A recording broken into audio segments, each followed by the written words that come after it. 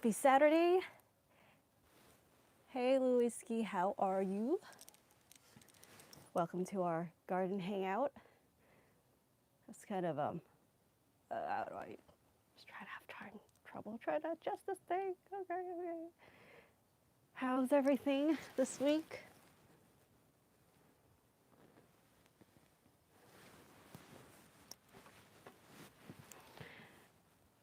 So, Whiskey, were you the one that Whiskey? Is that how you say your name? Or sorry, I butchered your name.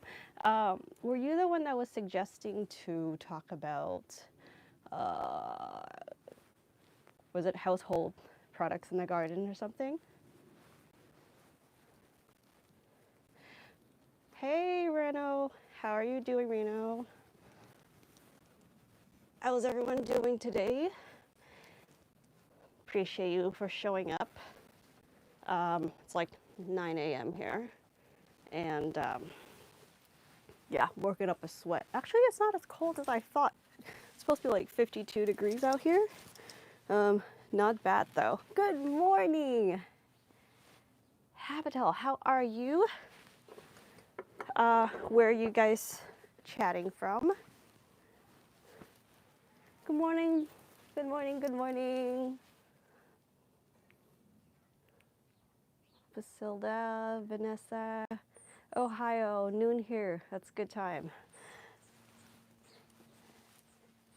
Yeah, see, like, I think it would have opened up a lot more flexibility to, like, our hangout time if I were to do it indoors, but I just kind of feel like, I don't know, I like the garden. Unless it gets, like, really cold for me, which is probably like 50 degrees or lower. I don't know, try to bring out a heater or something, or otherwise then I'll do it indoors. But yeah, I need sufficient light out here, and this just seems to be a time that works out. So I think it'll be kind of like a fun time to do like a hangout thing. Yeah, what do you guys think of the title? I don't know. It's kind of normal, I guess, garden hangout, but I was trying to, I don't know. Didn't get too creative with that. Yeah, but oh goodness, it's actually warmer than I thought. So, absurd nerd, Eastern time. Yeah, so that actually works out. When did you come back to Viet Res? When did I, ah, when did you come back from Vietnam? Actually, I've been back since later August or something. Yeah. Yeah, I was supposed to be out there for a little longer than that actually, but I had to come back, and parts of the garden was such a disaster. Some things were good and some things were not. But as some of you guys may know, I garden out in a small space. Literally what you're seeing behind me, let me try to show you guys. I mean, like the private area, like this is it. It's an alleyway. Like, it's literally this much like space. This is all the space I'm dealing with. That's why you can see everything is crazy up here. Like, you don't have to grow a whole lot for it to get like a crazy jungle like, and you just have to build upwards. That's how I started to get into being a little more handy around here. Like, remember the first time when I started, like, I was tired of wasting time buying and shopping, actually that takes the most time, is to like shop for things that would fit exactly right in here, and just ended up, learning how to use a drill and like build and modify some stuff. Yeah, but it's fun. Feel a little accomplished that way. My microphone, yeah, this is a DJI mic, a wireless mic. It's really cool. I love it. Yeah, it works quite well. I forgot to put this thing on. This is actually really important to kind of like block out a lot of the noise, and not noise, but like overblown voice, which I forgot to put on last time, so I apologize for that. This one comes in a set. It's really cool, chargeable, and then it actually has an adapter so that you can put it on like an Android or an iPhone, because it works with different phones, and like a regular camera. I love it. Let's see. Did you not have any neighbors or friends volunteer to water? I do have irrigation, but then there was um,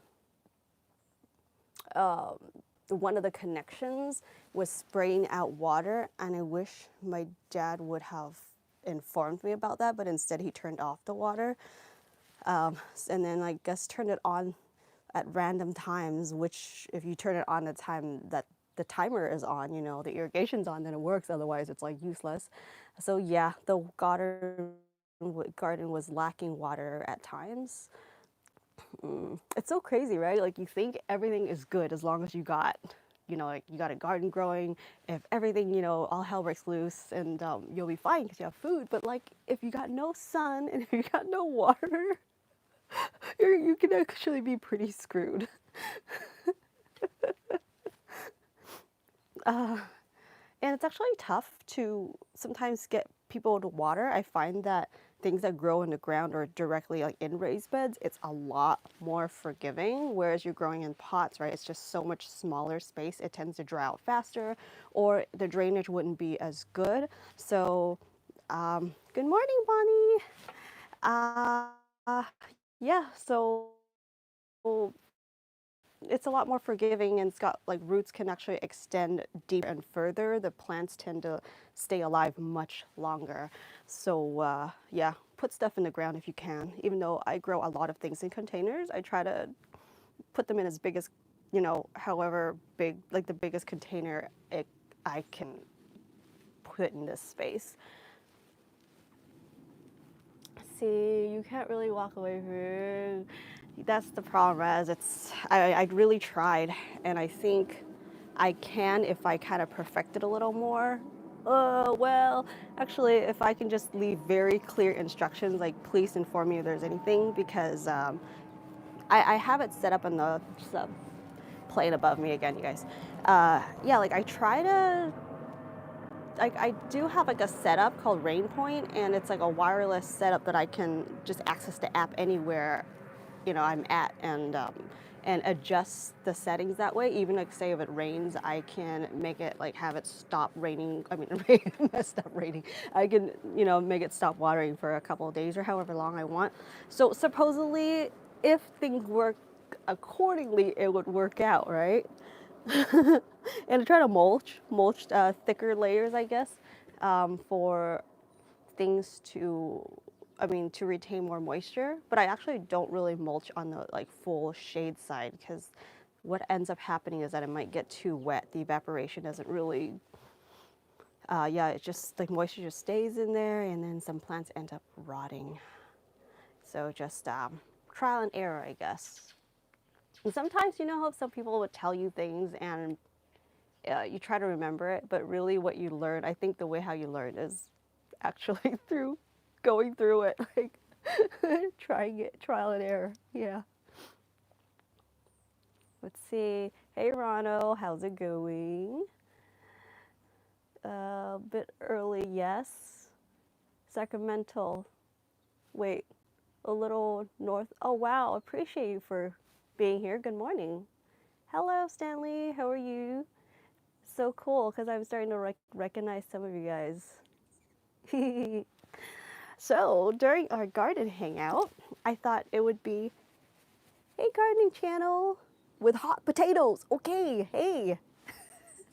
Well, I think I might grow some potatoes this winter. Any of you guys? Let's see, Raz says, I like to garden, but I like to wander. Yes, I love wandering. I love wandering actually neighborhoods too. Just seeing like how people grow their things here. It's pretty interesting. Just like home garden, you know, nothing too like posh, nothing too, I don't know, fancy. Just regular people doing their, you know, regular gardening. So yeah, I think since I have to kind of start out, you know, pretty early out here, I thought I can have tea or eat some fruits with you guys. I don't have fruits with me right now, but I thought I would start up some tea. Sometimes I would have some regular tea. Sometimes I'll have some stuff that I dried from the garden. So you guys know I grow a lot of herbs. I like growing a lot of fragrant herbs. And like the ones right behind me are like root beer, plant. That one's mainly used for cooking, but actually it's so good like as a tea. It tastes like the root beer soda without the carbonation. But if you want carbonation, you can make it cold and add the sparkling water with it. I am in Zone 10, Southern California. The weather is slowly kind of dipping down a little bit. Just a week ago, we were reaching 90 degrees out here, so it's pretty crazy. Our weather, like the day difference can be as drastic as 20 to 25 degrees. Is it like anything extreme like that for you guys? So it's kind of hard to like find things to wear when you go out. You always, like I always have to have a jacket on or with me. Speaking of potatoes, any good recommendations, you guys? I really like growing the blue potatoes because not only that they're nutritious, but they are just a little more hard to find. The grocery store usually carries them in a mixed bag and there's not that many blue ones in there. And they tend to grow better in, like they don't need super crazy full sun compared to some other varieties. That's what I've been noticing. Oh yeah, OC, I love the OC. Yeah. I prefer the OC more than LA, honestly, because it's just a bigger space and traffic is not as crazy as LA. And like, I really dislike, I have a hard time like finding parking. Parking is such an issue in LA. I don't like it. Purple yams are good. Yes, they are. Now, Ronald, I'm curious if you're referring to purple yam as in the sweet potatoes or is it the actual like slimy yam? Because it's just these names are so used like interchangeably that it's so like could be confusing now. But yeah, either one, I still love them. I do have the true yam growing right behind me. You can see that silver, that's a shade cloth, and the yam is this vine that's like growing all over it. So I no longer can remove that sunshade or yeah, wait what? Shade cloth? Until all that dies back when it gets colder.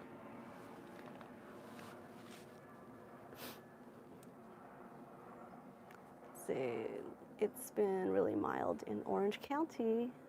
Yeah, you guys get the overcast, don't you? It's let's see. Oh, yeah. Okay. So I've been trying to ooh, down, down, down. There we are. It's all the space I got. Is a little table thing right here. Okay. All right, and my little stool. It's nice because it makes me feel like I'm like in the northern part of Vietnam or something. The marine layer, yep. 9 a.m., so it's just about to fade. It's good. So let's see. Yes, I was talking about a schedule. I'm trying to work out a schedule that would work for all of us. Obviously, the time that I can show it for, I was thinking of kind of alternating between like a week of live and a week of video. Some sort of content for you guys, and kind of switch off that way. Maybe like odd weeks I can have like a live to hang out with you guys, catch up. I'm sure there's a lot going on in the garden, or even if you put the garden to bed, we can talk about how we dream about the garden or something. Yeah. Hey, you guys, I was wondering, what do you guys think about like doing skits for shorts? Because like that would be kind of, I thought that would be kind of fun. I don't know, there's just like these random stories that pop in my head, like things that, just random stuff when you're gardening. Be kind of like a good outlet. Another.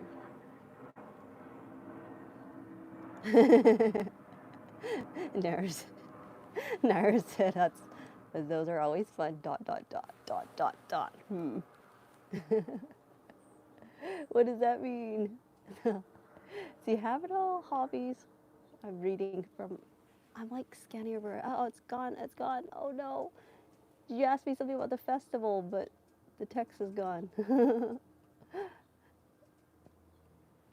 But yeah, as some of you guys may know, that I was at the Heirloom Expo. I don't know if that was your question, but yeah, that place is so fun. It's pretty hard to. I mean, it's all the way out here in Ventura, in California, so it is a little more difficult for some of you guys to go out there. But Baker Creek does have like three of something similar like this. You know, three festivals hosted in Missouri. You know, in their location, at their location. So if you guys can make it to any one of them, it would be awesome, because it's such a great place to meet, you know, people with the same hobby, passion, um, and my favorite part is shopping.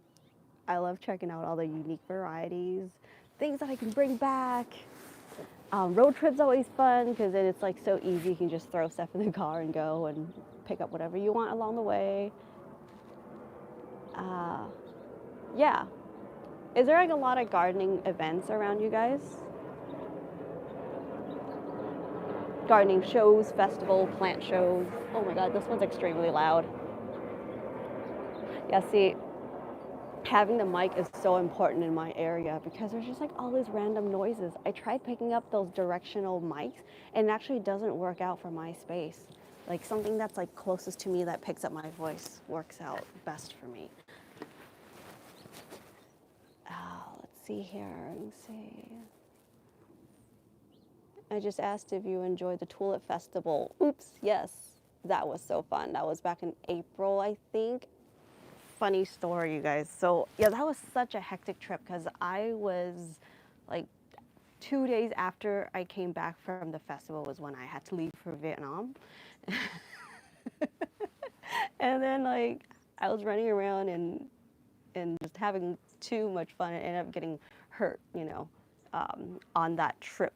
So I was just like limping around going, and then ended up missing my flight, and I had to catch like a whole new airline to get home so I can catch my flight to Vietnam. That was crazy.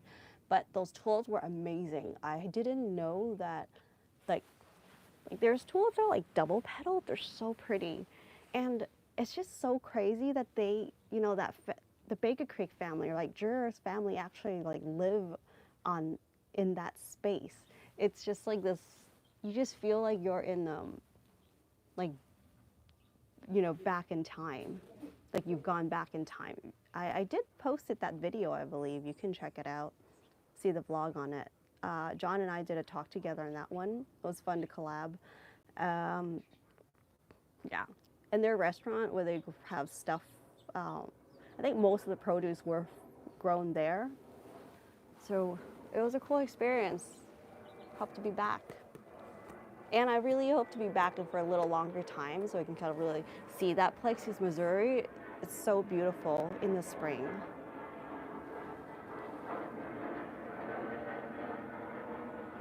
Oh, you were there, Havel. Awesome. Yeah. Glad you were able to catch part of it. I do have that one posted on YouTube, so if you guys want to check it out, it's still on the channel.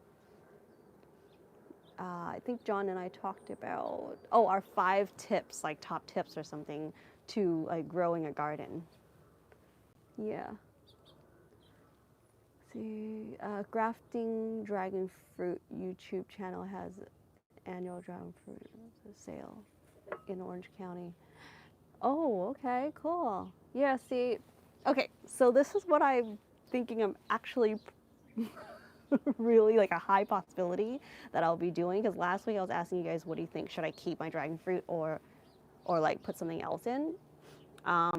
So this is what I've decided to do. So I did originally have like 5 dragon fruit, different varieties in one container. Super crazy, right? I mean, where else am I going to put it? So just give it a shot. So of course, the one that's the most hardy ended up taking out the other ones, or just growing like crazy. And so there's actually one of them that completely has detached from the root.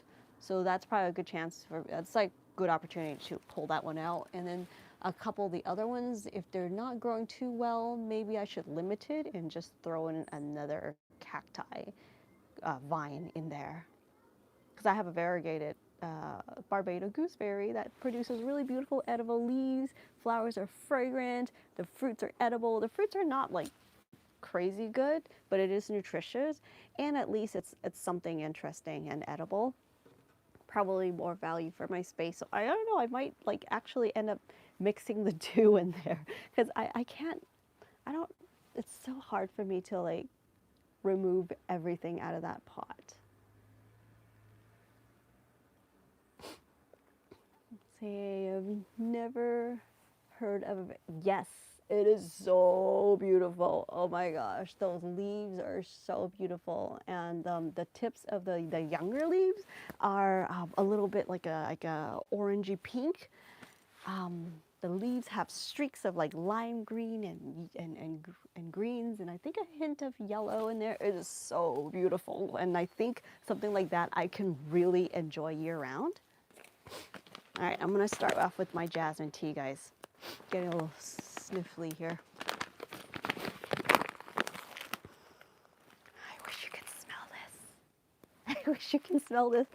This tea is so awesome. It actually smells like fresh jasmine. It's like been scented multiple times. Yeah. Do you guys have like, are you guys used to having like coffee or tea or anything in the morning, like a routine? I don't really have a routine. I just go for whatever I want. If there's juice available, then I'll do that. I like the flavor of coffee, but I don't really drink coffee. Yeah, so tea is probably what I would drink most. So speaking of those Cape gooseberries, those bees were going out of crazy. Yeah, you know what's really cool is that they look like mini dragon fruit flowers, but they actually flower in the daytime, so I don't have to hand pollinate them. Bees are all over them. I have such, it's just so much easier to grow. And I think they'll be really beautiful. Imagine a salad with these variegated leaves. Like, although variegated leaves, every one of them is unique, it's so really hard for me to pick them. So what do you guys got planned today or this weekend for yeah, the garden? You guys putting the garden to bed in like 6 weeks or something?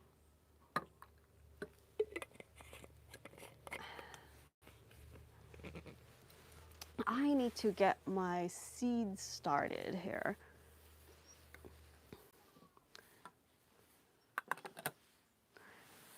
Goodness, I got this, gosh, I lost this bag of seeds I brought back. It's like a part of the cabbage family. I think that's what it is. And it's something I haven't seen in the US, but like in Taiwan and in Vietnam, they started growing these veggies that are, I'm trying to think what they look like. Trying to think what they look like. I kind of forgot what they look like because actually I've seen pictures of them. I didn't see them in person yet, these veggies, but they look like different, like just a bunch of shoots of, I want to say like some sort of cabbage heads and kind of spiky. Really cool. And I think this is like a really good time to start that kind. So I wish I still, I think I misplaced them. Coffee in the garden or something, yeah. Let's see. Morning, Mark. Going to see these. Oh, wow. Did you mean Zizi like the plant or like, or sleep? Cauliflowers, yum. Yeah, they. So I don't know that the seeds that I got. I don't know how big that plant is. I don't even know if I have the space for it. But it just looks like something I've never seen before. Yeah, you guys like more into growing what you enjoy eating, what you're used to, or like trying new things? Someone suggested to talk about um, household products in the garden. Feel free to let us know what you guys like to use. Um, what was it? Cinnamon.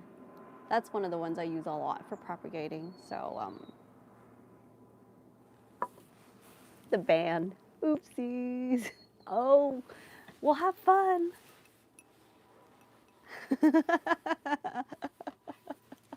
Yeah, I forget. We all do some stuff outside of the garden. Gosh, I miss live shows. I love live music. Oh my gosh. Yeah. I think I love music. I love listening to live music. I don't know. I want to say even more than plants. I'm not sure. That's kind of hard to pick. But yeah, that's how much I love music. Um, so yeah, someone was mentioning about household products and cinnamon. I was like, that immediately made me think of cinnamon being the one I use the most because I like to propagate things. Like if things that doesn't, like if I can't buy it, if I can't find the plant, I would have to start things from seed. But I really prefer not to because it takes more time and more. Like I have to kind of tend to it more often because I can't just sow it in the garden. You know, there's not enough light or room for me to just direct sow.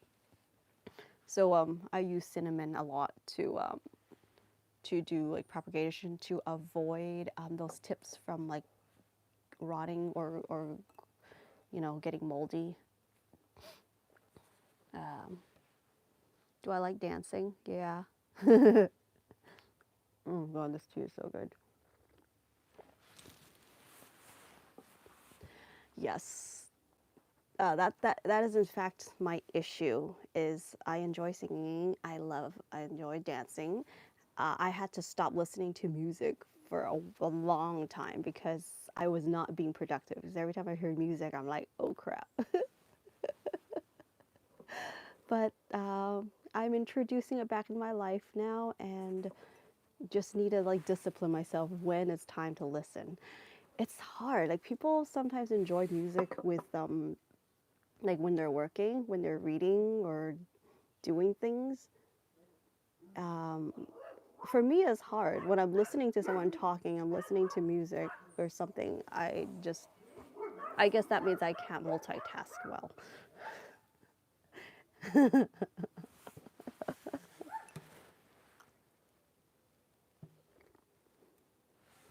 I like dancing in the garden would be cool, right? I do. Dance to plants. Perform to the plants. Yeah, I think I did that video. Yeah. I recently did that video of that song, that APT song that went viral. Actually, that is, I have to admit, a very catchy song.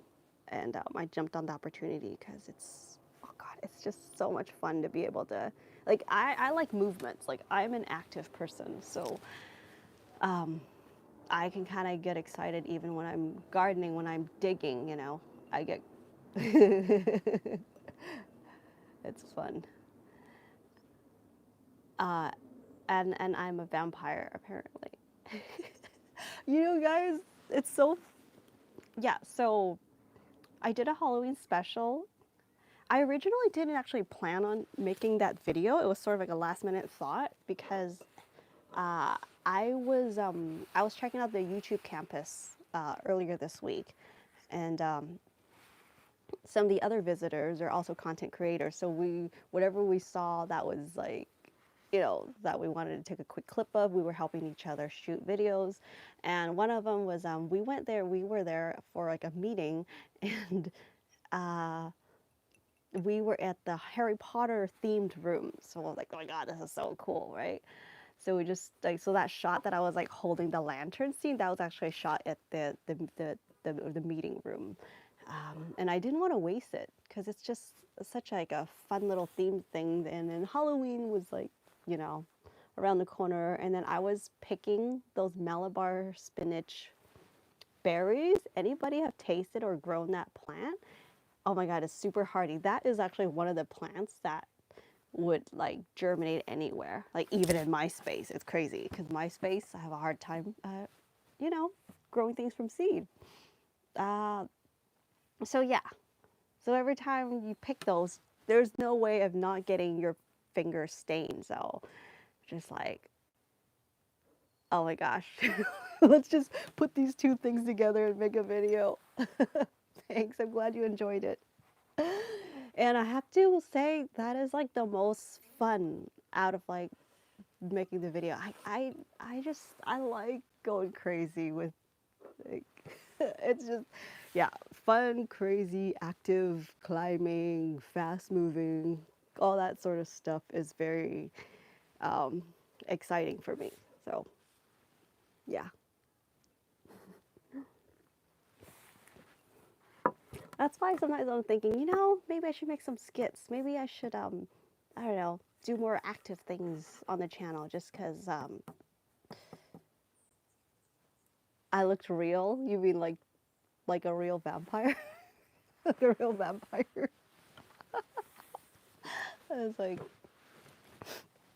yeah, and you know what's like so surprising is that they actually don't stain for too long. You wash your hands, like for me, a few washes, the stain would go away. And on that white shirt, like I originally thought I would, there was a chance that I would turn that short into a black and white. That's why I chose to wear a white top. And surprisingly, like just soaking that white top in some warm water for like 20 minutes, most of it came off. Like I think 90%, 85, 90% of that purple came off. And then the part that stayed was like, it turned green. I think it had something to do with like the pH or something with the water. So I'll have to play with that and vinegar or something and see if I can change color, because that is actually one of the projects I've been wanting to do is to dye some fabric. My old clothes, big t-shirts, dye them, cut them, and like kind of restyle them. Because I do have a few plants here that you can use as coloring. For example, the Mexican honeysuckle. That one grows into like sort of like a tree, like a small tree. It's like a bush.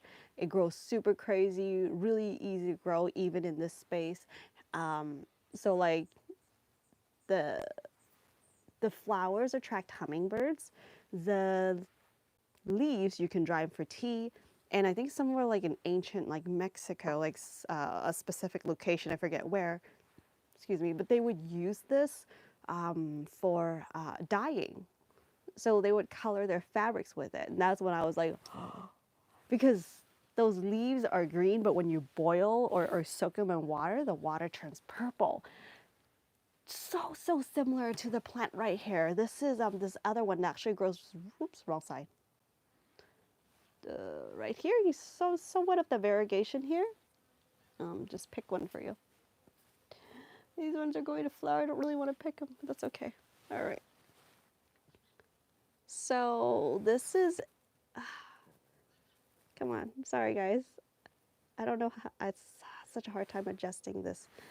So this is a lagam, which means leaf, magenta leaf. Magenta leaf plant is the name. In Vietnam, they use this to color their food purple. It has a really beautiful purple. This is one of my older videos I have what I made, like showing how you make these. So there's like those purple sticky rice. This is the plant they use, and it just, if you put it in like rice, it just gives a really beautiful lavender to your pastries. So this one actually grows really well in the shade. This is the shade side of the garden, by the way, and then to my left is the sunny side. So this is actually really good as a house plant, and it's so beautiful. It's got this like silver sort of streaks on it. Super pretty. I gotta propagate some more of these and get them out on my online store again. But yeah, I love these. The water turns purple, and so does the Mexican honeysuckle. But I have a lot more of the Mexican honeysuckle plant. I keep cutting it back. I recently You know, clean them up and dried some for tea again. They're actually good for blood sugar, is what I read. Um, so and the tea is easy to drink. This herbal tea is it's just pretty neutral. Doesn't taste like much, and it's just nice to add it with your drink as water, and you get that purple, the anthocyanin, and yeah. But going back to dyeing clothes, like I've been wanting to do that. Um, see, Osaka. Let's see, 100. Is that someplace out there that does that? Do they use that? Oops, I just dropped my leaf. Um, for coloring, Osaka, and let's see. I think back 100 years ago they used it for ink. Oh, are you talking about specifically that plant? Yeah, there was just so much information about that, and I can't retain information like details that well, guys. But it was really fascinating, and when I was at the Heirloom Expo, there were a lot of vendors there, right? And then the they kind of keep things uniformed by having like a basic cotton fabric for all the vendors, like all the tables. And at the end, people would throw them out, and it was just such a waste. Like it was bizarre. Like my mom was out there helping me, and she loves this kind of stuff too, by the way. And she's a seamstress, so like she almost cried. Like it was heartbreaking to see all this like white fabric go to waste. Like they were all going in the trash. So we ended up bringing some of it back. And I think that would be really good because when you dye, you have to have like natural fibers to actually hold the dye, right? Or like natural dyes, I guess. So like things like linen, cotton. I think cotton works best. Silk, things like that. So I have like a bunch of that now. I want to see if this works out, and if it holds the dye, I'll be able to, I don't know, make wraps with it. I don't know, whatever I want to do with it. Bed sheets, like that's how big some of those fabrics were. It's crazy. But speaking of dyeing those, like something experimental like that, or something that's not strictly gardening, I was thinking I would do that on my second channel. I just started up a channel called Wendy Unscripted, and I'm thinking I would post some things that are not strictly like plant related or gardening on that channel. Also, say if I was picking like shopping for, I don't know, some sort of like rare new veggies, or I'm growing some things that I would harvest and cook, I think I would put on that channel because um, for some reason I think some of you guys enjoy those cooking stuff.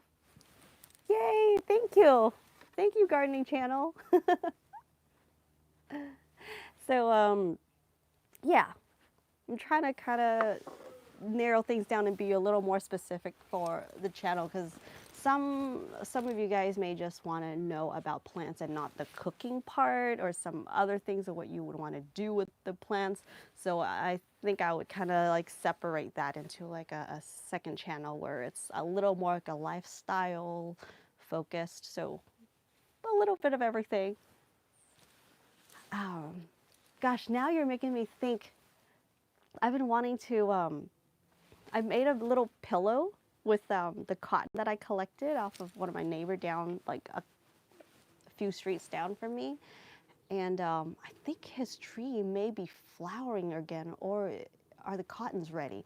And they grow like this like Brazilian silk cotton tree. So it's like actual tree. The flowers are so beautiful, like this pink flowers, and then these cottons are in the like a pod, and it's so silky. Oh my gosh, like that would be fun. If I collected them, I could make a comforter with that. But let's just start with a pillow. Let's just start with a pillow because I only made a little cushion for my dog one time. But like all that sort of stuff is fascinating. Yeah. Also, I've seen a lot of like interesting ways how people cook or some random street foods and stuff that I wanted to share that I think would probably not be appropriate for, you know, this channel. Let's see, I wondered if you can use the gag fruit. Yes, I actually had a video with the, you can search it in on this channel. What is it called? I think it was like something like different ways, different colors in Vietnam for art. So there's this dish, like this sweet dish. They use sticky rice to cook it, and then you put like fresh mango slices and coconut cream on, or coconut milk on top. It's a very Thai thing as well, a Thai dessert. It's so common there. So they would dye it with like turmeric to make the rice yellow. They would use lakam for like this purple magenta, this magenta leaf for like that lavender color, and the gak fruit they use to color it kind of like a really bright orange, yellow, orange, reddish. So yeah, um, that was that video took a long time to make actually, but I don't think I talked about it too well, so the video did okay. It's not, um, but you should check it out. I think that if you're interested in cooking and natural foods and stuff, you definitely should check out that video. Place, it's a place in Mexico where they color. Oh, yeah, Mexico is such. Oh my gosh, I love the color and the diversity of that country. I would love to visit and see, you know, outside of Tijuana, like deep in Mexico City, and just the way how, you know, ancient Mexico used to farm is amazing. Like, I would love to visit and see those one day.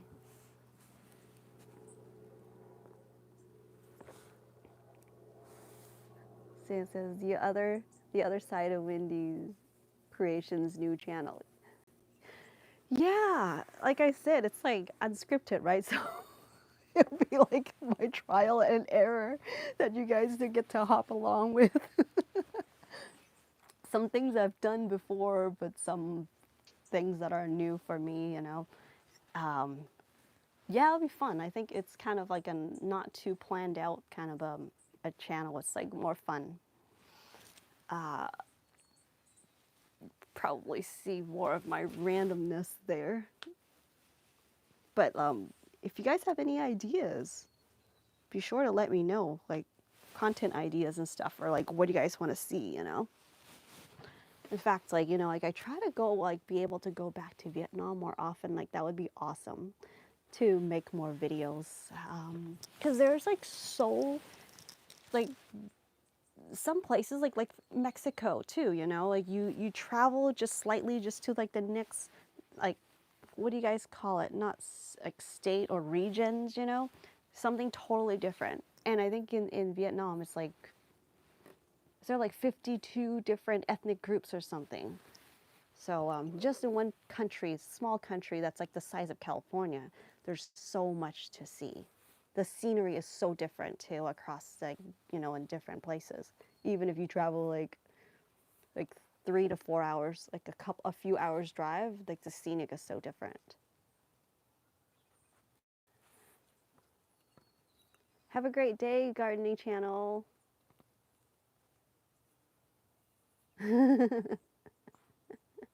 Yeah, I've been enjoying this live thing so far. Oh, and more vampire stuff, Mark? Okay.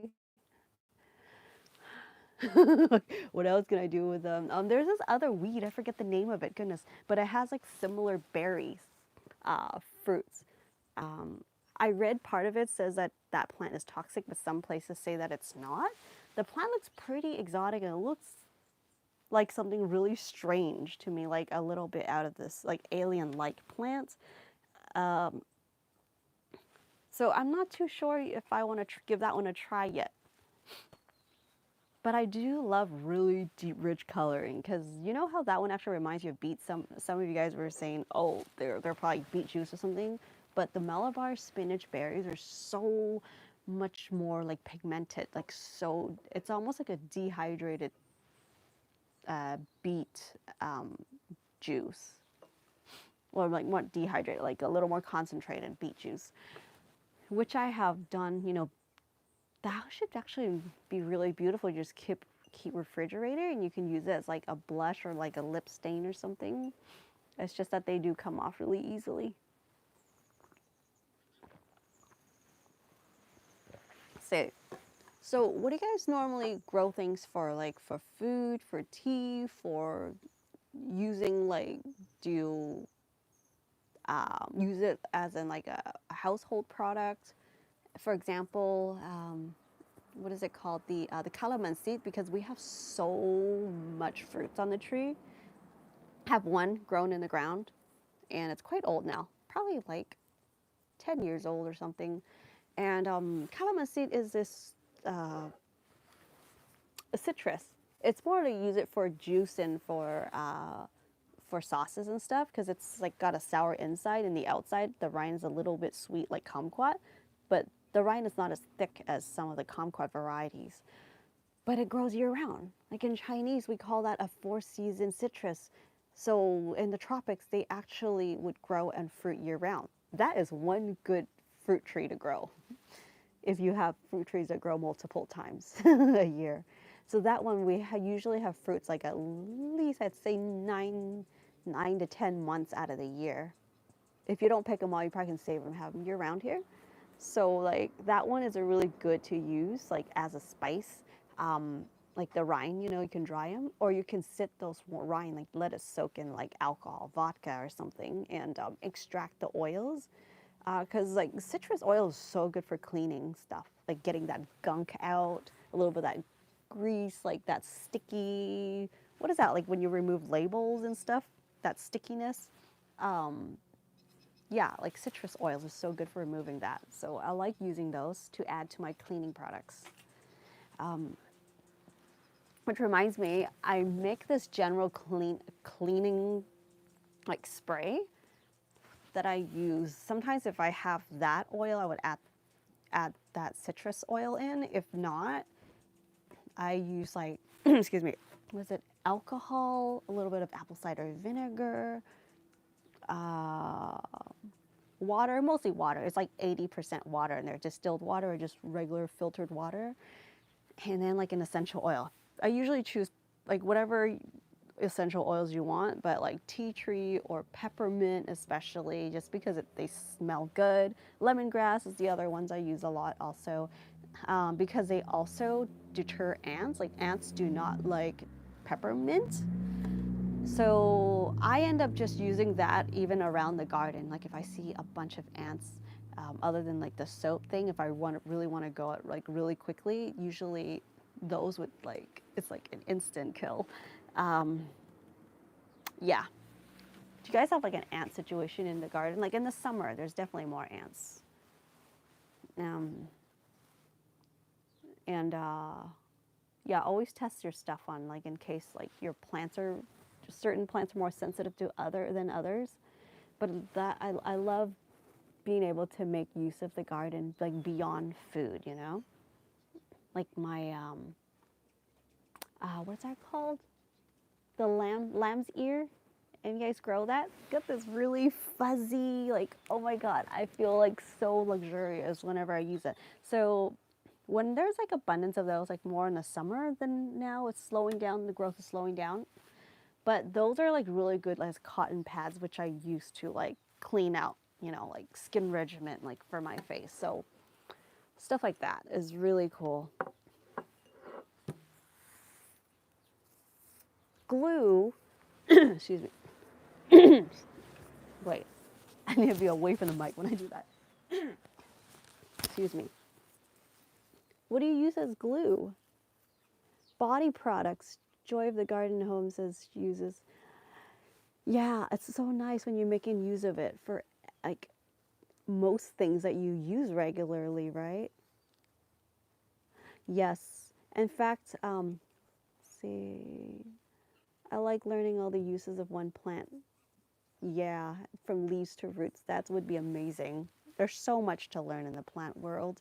Like in Chinese medicine, they use all parts of the plants, and a lot of plants they use, and each part of the plant actually holds a different energy. And for different purposes too. So like it's not just like a so generalized where we say, oh, dandelion is good for the liver, for example, you know, but like the roots of the dandelion or versus the leaves or the different time of the day when you pick it is actually like different. Like there's different energies, there's different, like the nutrients is higher usually like in the early morning or early in the season or specific seasons for the specific plants. There's actually a lot to learn. I'm not there at all, but it's all very interesting to me.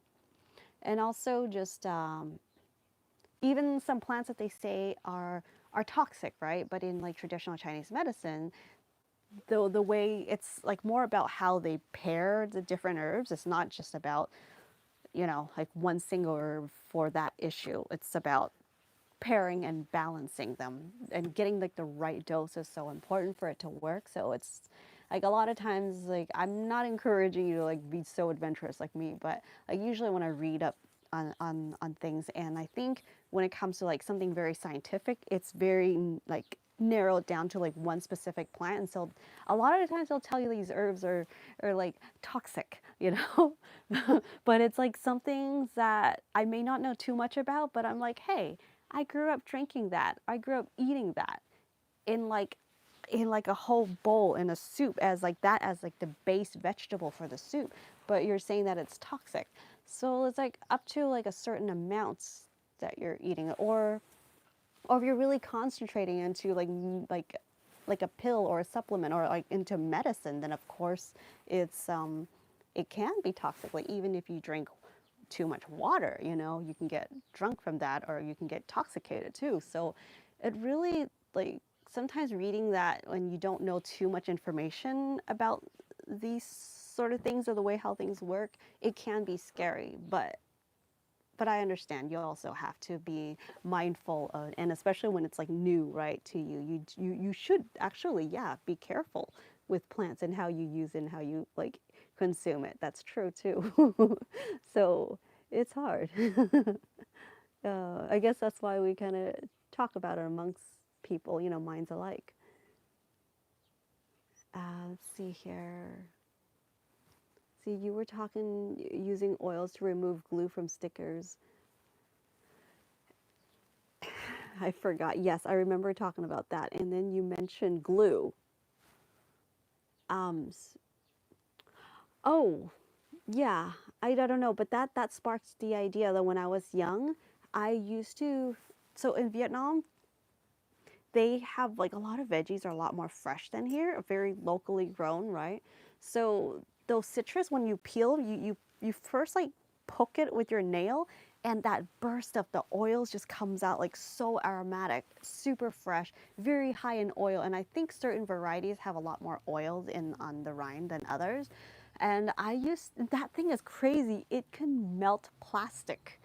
I'm not kidding you. Like I think I did uh, a long time ago. If you guys look back, I have this video where I showed you how I did this. Like we used to play with this, like as a child, um, as like a Halloween. Like I did like a Halloween special episode with like making web, like looking like spider webs, just using like the oils of an orange. I think it was like a navel orange or something. And that oil can literally melt the plastic because by the time I was done, I don't know, was it like a plastic spoon or something I was using, and then the oil from the orange just ended up really picking up that plastic. It was crazy. I know Mark was mentioning about glue. I don't know, but I was thinking of that stickiness. So it doesn't make, for me, I don't know how to make glue out of like citrus, but yeah, it's a really good cleaner thing. Um, Glue, though, I remember Lunar New Year when I was young, we used to make our own glue with paste. So it's tapioca starch. You probably can do it with cornstarch and a lot of different starches that has a very like high gluten kind of like a texture. So you just boil it in hot water and it gets really like sticky, and that's we use that because like Lunar New Year you would have these like New Year paper. They're red and they're usually like handwritten like like Chinese calligraphy, and they'll just have like words like with good meanings, you know, on it, and then you would decorate. You would put them on the walls. So we would make this glue to stick them on the walls. That would probably be something good to make for like if you're like wrapping presents or something. Make your own glue, huh? Let's see, do you have those leaf cutter ants? No, luckily, no, actually, yeah, luckily, there's not too many types of ants out here in Zone 10. In Vietnam, I see some interesting ants. And actually, out here, if you go to like the wild, I think if you dig for it, some places they do have some pretty large ants. I don't know much about ants, but uh, one of my friends is an ant. I can't say ant collector because they're living, right? What do you call that? Um, like yeah, he raises ants for fun, and there's those different varieties. There's one of them is like from California. It's actually native to like around this area, guys, and they're really big. They're really cool looking. Actually, ants are amazing. They're nothing like other animals. Like the more I learn about it, you know, like the queen gives birth, like lays eggs with like different types of ants with different roles. It's like these ants are born into these roles, you know. Um, I don't know how the queen can dictate what like how to give birth to like to lay these eggs for like these specific ants, but it's nothing like the animal kingdom where you grow and then you just have them like are they like strong or like how strong and how big they grow into, but like ants are such they're just so different. They're actually quite fascinating.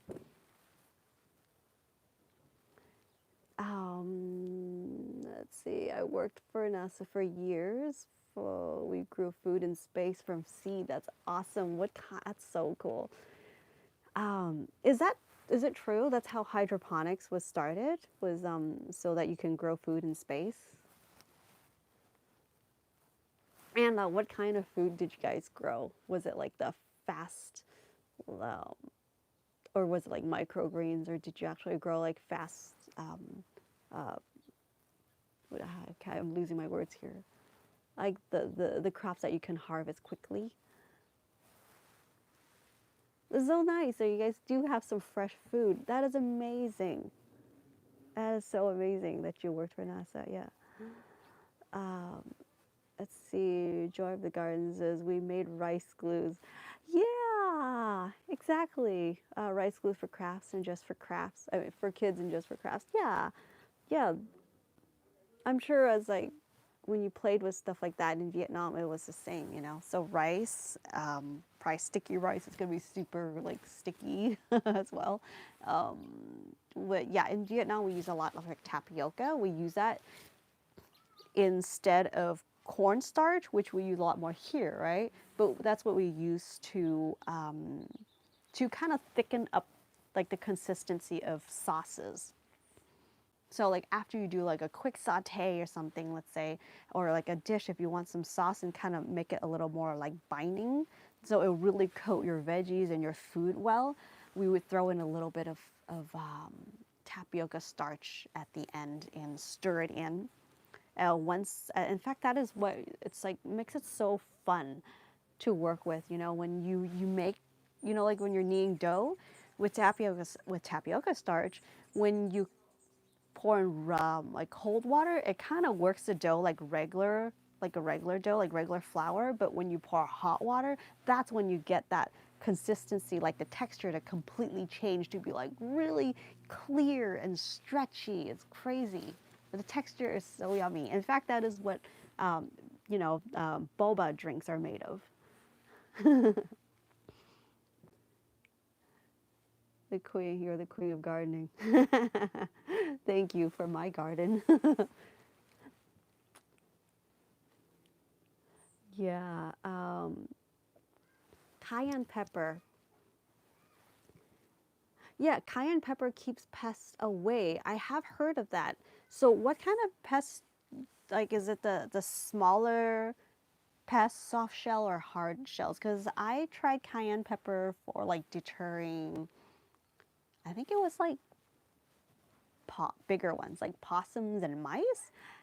So far, I would say it didn't work. Did the do you have to make like do they need like more fresh peppers, or do you need to constantly add fresh ones in because the spiciness goes away?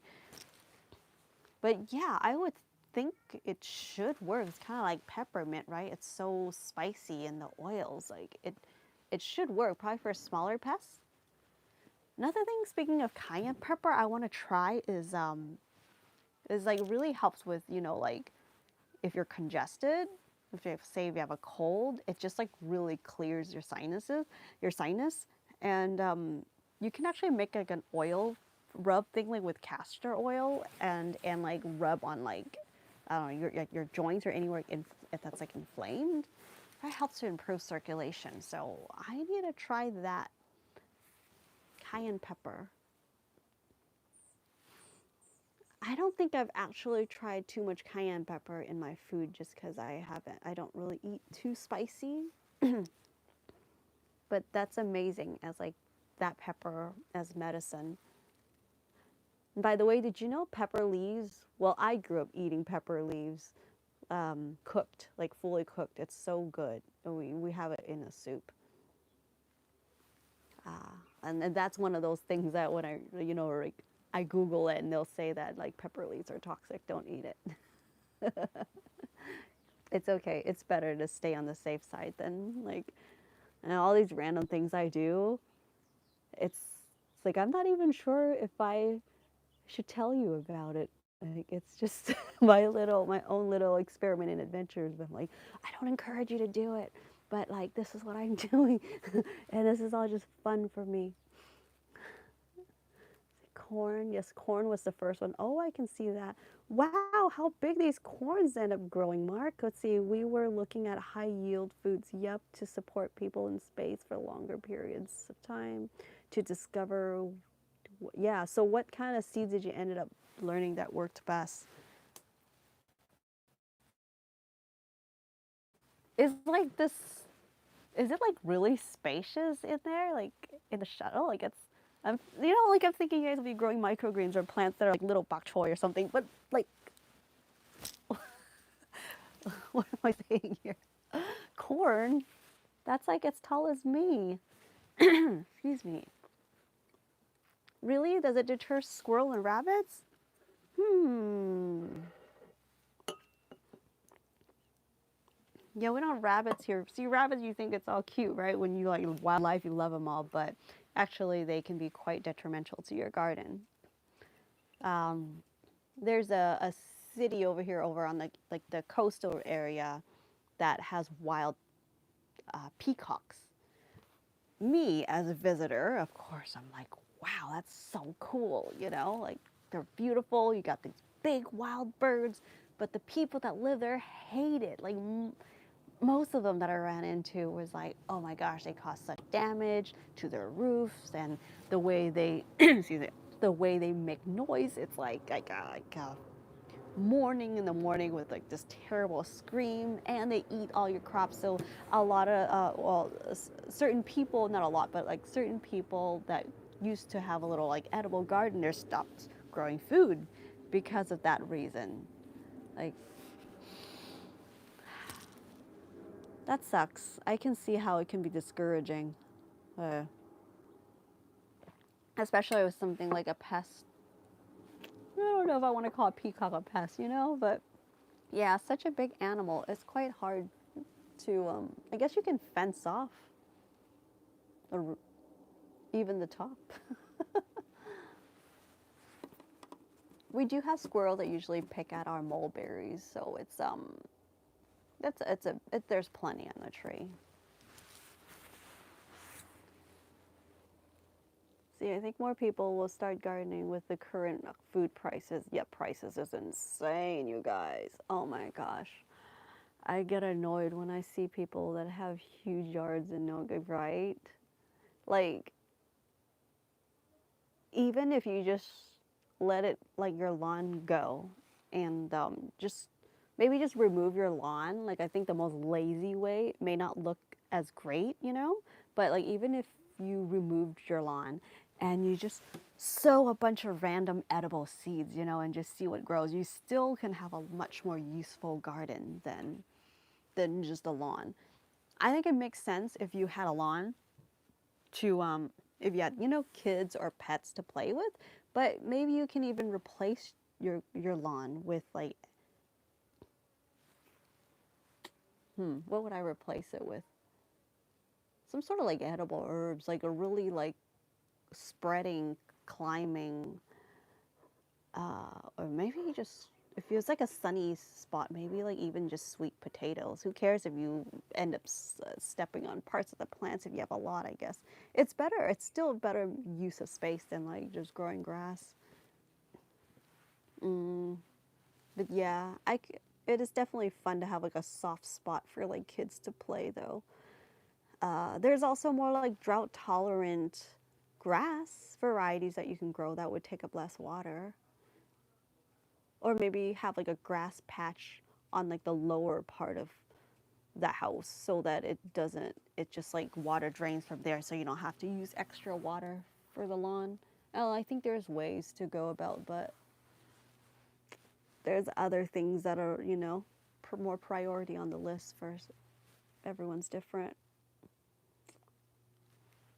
Corns, peas, so up in space, you're growing corn, peas, soybeans. Oh my gosh. So soybeans, yeah, it's cool because see, soybeans don't grow very tall, right? They're like, what is it like? They're a couple feet, 18 inches or something. They're fast, yeah. Is does it actually require that much heat, or is it more important about the brightness, like the sun, for soybeans? Because that's usually we grow it like it's like a warm season crop, soybeans. Oh my gosh, imagine making yourself a cup of soybean, like fresh soybean milk in space. That is crazy. That is so crazy. Oh my gosh.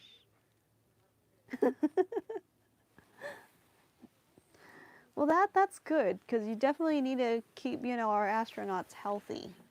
Can't always be eating dried foods up there. They like, yeah, I knew they grew some things, but I had no idea what they really were growing. So that's so cool to hear it from you. Let's see. Lewinsky says we all are sharing. I'm all for sharing some of my garden with God's creatures. Yeah, that's part of.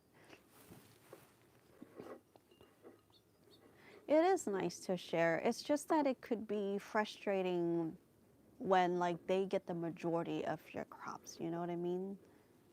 But of course, that is all, you know, part of it because it it's so hard to say. I mean, like we grow a garden and then we want to be able to enjoy it ourselves, but we also like to be out here to enjoy nature and like wildlife. And we actually, you know, like we intentionally grow some things for the pollinators. But it's like, yeah, so we're a bit kind of selective of what we want in the garden. But eventually, I think you just have to make peace with it if you want to keep going with it, because otherwise, it's just gonna, you just feel burnt out.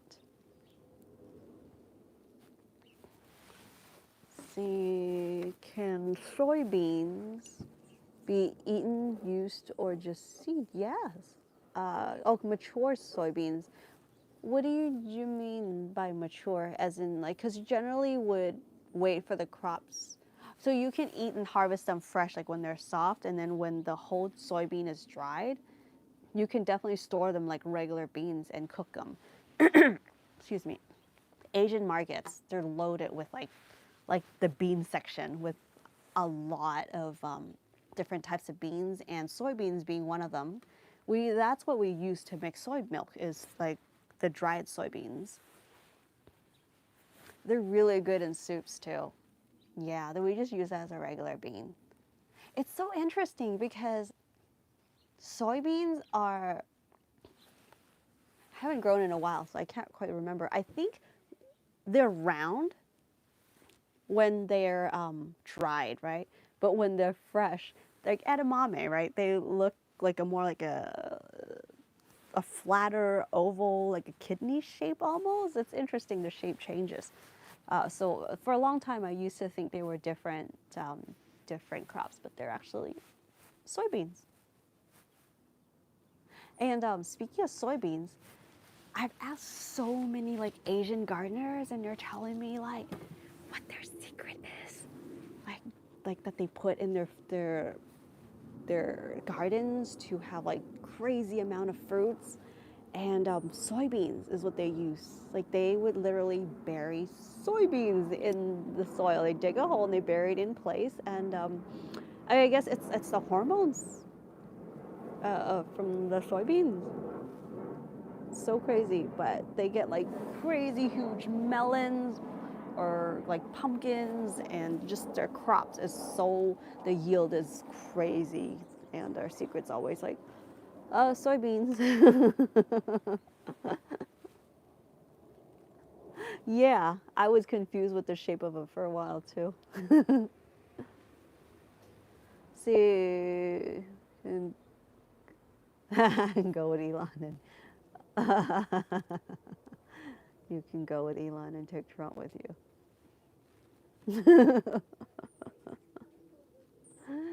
No comment, but the idea of space is pretty cool to me. Growing a garden up there. Hi, Harley. I see you. I remember your, what do you call this? An avatar? Your icon? I don't know what you call these. Good to see you, though. It's nice that I'm like starting to recognize you guys. Let's see. When I was a kid, my grandpa had fig trees and cut aluminum pie pans.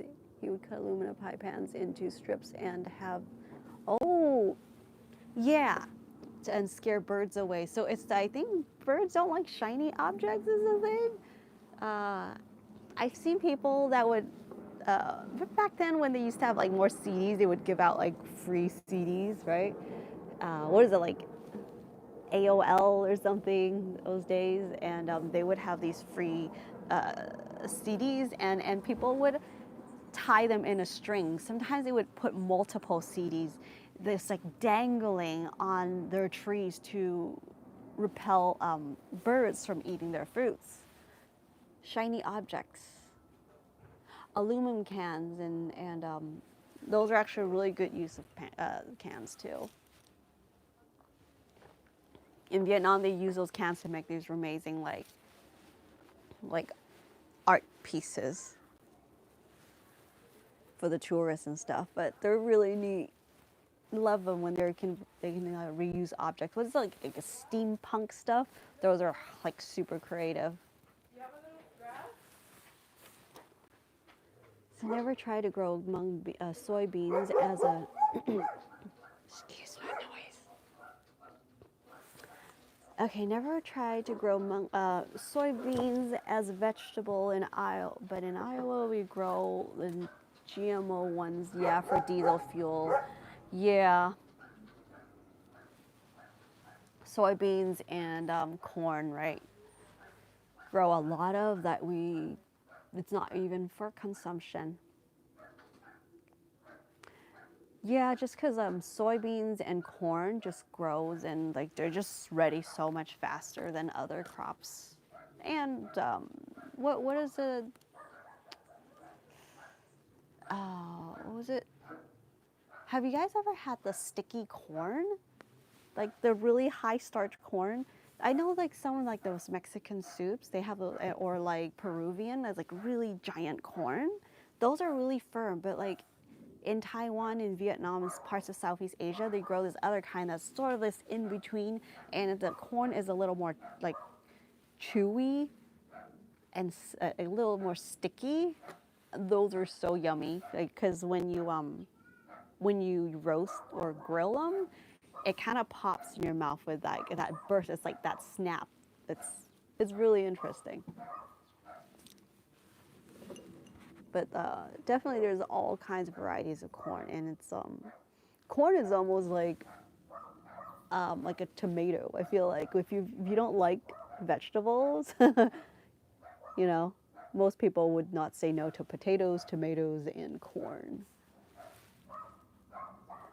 Grew up on a farm in Indiana where grew corn and soybeans. Yeah.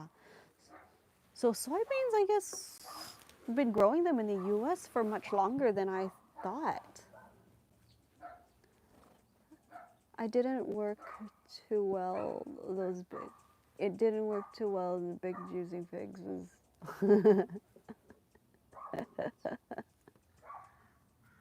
Yeah, figs are something that we can grow out surely right out here too. In fact, if I were to grow a more like, what is it called, heat tolerant and somewhat of a drought tolerant fruit garden, figs would definitely be one of them on the list. It would be like figs, mulberries.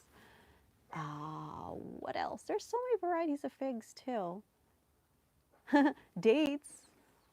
Oh, there's a bird in here. In fact, my friend just got me these really good dates. I've been wanting to go to a date farm. I wonder if anybody actually grow dates on their land, huh? Because I think, I don't know, is it all dates? But the variety that I had yesterday, they dehydrate on the date palms and they actually taste, it has this very rich caramel flavor. Oh my gosh, it was so good. But that one, they said that they need a male and a female tree, not tree, palm. Um, yeah, but yeah, I wonder if anyone grows palm. That's really crazy cool. Just because it's so different, you know, we're used to growing our like juicy fruits. But yeah, dates. That's actually another good one.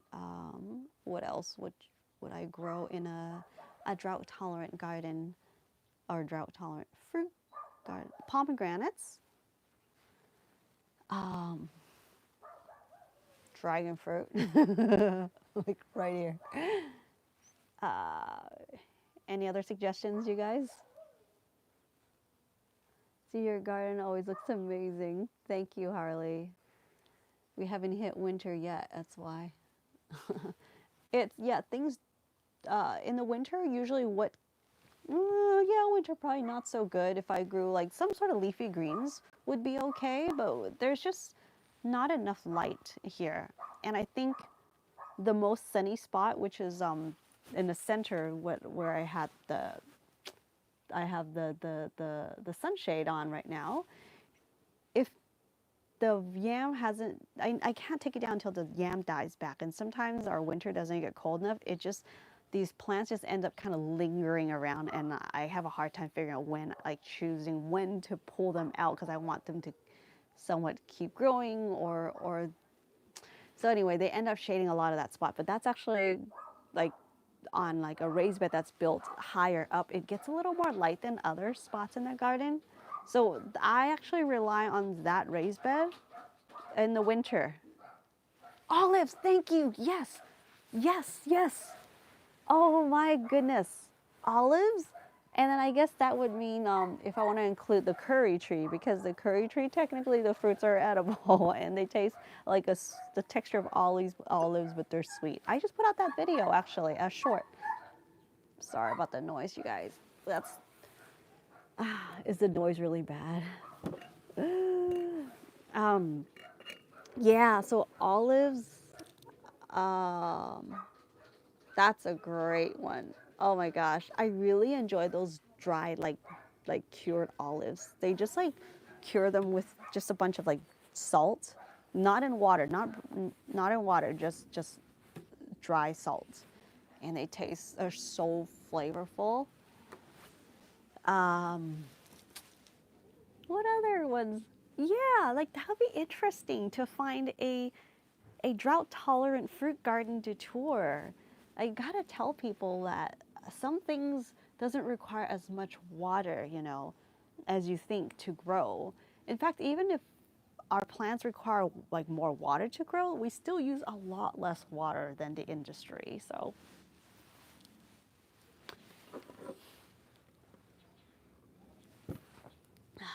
olives. Got me thinking there. Garlic? Sure. It's not a fruit, but maybe you can grow garlic. Like, yeah, definitely. I was thinking more of like a fruit, but let's see what else. But let's just not fruit. Let's just kind of open it up to be like a drought tolerant place. Yeah, the neighbors got lots of doggies. We got lots of them around here. Um, okay, so if there's like drought tolerant stuff, there are actually a lot of things. Like aloe is a big one that I use here. We use it like cooked, raw, for skin, for burns, for like sunburns as well, you know, or in the kitchen.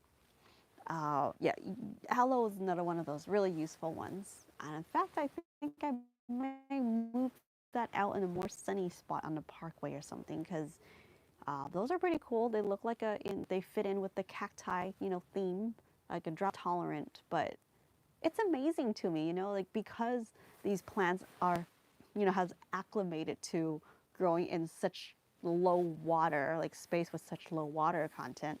But that's why they need to store more of that and you know on their in their leaves, right? But then so the leaves end up being super juicy is crazy. um, and like I really enjoy just cutting them in like little cubes uh, for my juices. It's like uh, it's kind of like a boba replacement. Not really a replacement, but it reminds me of like a boba. It's just nice when you're drinking something you find that it could be kind of boring. It's interesting to add some texture back in. So like put some berries in, pomegranates or aloe for in this case. Um, yeah, aloe.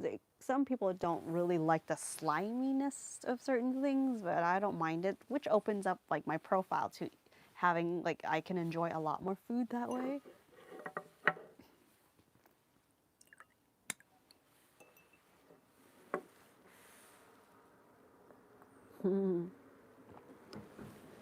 Excuse me. Oh my goodness, it got so gloomy out here. I wonder if it's gonna rain today. Say, I put my house aloe outside this summer to fatten them up. Yep, so happy with it. Some birds is taking bites out of it now. Excuse me. Yeah, those birds were extra thirsty this year too. And then with all the different fires that were going around here, I mean, they're still quite far from me, but you can smell the smoke. And like those bees are, you can tell like the bees are super thirsty when they're going at like the bottom trays of your containers. What tea am I drinking? I'm drinking some jasmine tea. In fact, I'm gonna start adding this to my online store. I'm collaborating with my friend. She has like this amazing jasmine tea that literally smells like a walk through like a jasmine field because jasmine is one of my favorite scents like in the plant flower world. Like I grow jasmine and a lot of different teas I taste they actually use flavoring for it. So but this is actually like legit where they would pick a bunch of fresh jasmine to infuse these flowers into the leaves and then into the tea leaves and then I don't know, they do all that and they'd pick a new batch of flowers again and then they would infuse it with the tea leaves again and they do it for like 6 times, 8 times, 12 times. It's insane. But that's how the tea can capture the essence of the flowers. Yeah, this actually smells just like it's like the perfect combination jasmine and tea. It's kind of like pandan and coconut is such a perfect pairing. I can't think of it pairing with anything else. But just to switch that into something a little different about tea, though, guys. So, tea is such like the leaves are so absorbent. I remember like I don't know, is this like a Vietnamese thing or a Vietnamese Chinese thing? But at funerals, So in Vietnam, it's not really that, it's still not very common that they use like formaldehyde to retain the body, right, for like the viewing. So we don't really have like that much we don't have a viewing for like funeral services. I don't know if you guys want me to get too much detailed about that, but my point of the story is they would use tea leaves. They would pour the tea leaves inside the casket to absorb the odor and I guess anything that's, what's the other word for like breaking apart? Because like we have all our microbes in our body, right? So like when you die, it starts to eat up, and the gas inside starts to kind of I don't know, stays. I don't know. I don't even know how the words to explain it, but it's like the gas and the microbes in your body. Thank you, decomposing. So that's when you get that rotting smell. And so they would pour like dump a lot of tea leaves. I remember at my grandma's funeral, they, because it's common to have it at home. So the casket would be at home for like a week.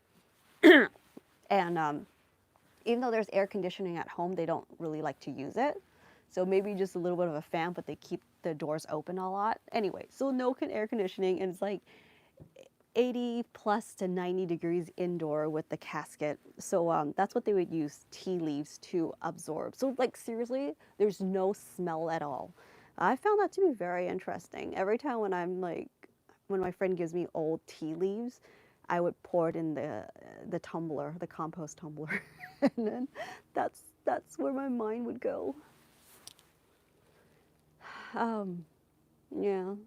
But tea is something that's like actual, caffeinated tea. This one is not very high caffeine actually, but usually it still is caffeinated because this is like the Camellia sinensis. How do you say the? I'm not good with scientific names, but it's like the camellia plant. So I grow that here, but I obviously don't have the skills of someone who knows how to actually make tea. But I grow the plant more for like skincare. um, so like I would go and collect some of the coffee grounds from her because she also has like really good coffee at the shop. So I would take the coffee ground and put it in my tea plant because it likes like a little more acidic soil, kind of like blueberries. And I would use the leaves and I would make tea for like as an astringent for my face and as a spray and stuff. I obviously can't make tea taste like this, but yeah, tea plant is actually quite useful. So yeah, like our garden, vote to weed and plant. Yes. What will grow to seed? What will grow to seed? Hate of other or we the people? I agree. Yeah. I mean, even a lot of weeds are edible, you know? We, oh, yes, yes, yes, the sun is coming out again. Thank you, thank you. I love the sun. It's, winter, the long nights is a little depressing for me, honestly, because, um, I just think like, I, I want a place where my plants would be happy. So much shade in here in the winter.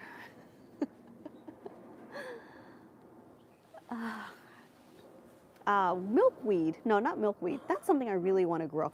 You know what? Milkweed is actually drought tolerant, right? That definitely can go in a drought tolerant garden. Uh, but it just takes up too much space. It's really got a really cool flower, and I love that it's like good for your liver. But it's such a big spiky plant. Not this big, but it takes up a good amount of space. But that's something I would love to be like to try growing one day.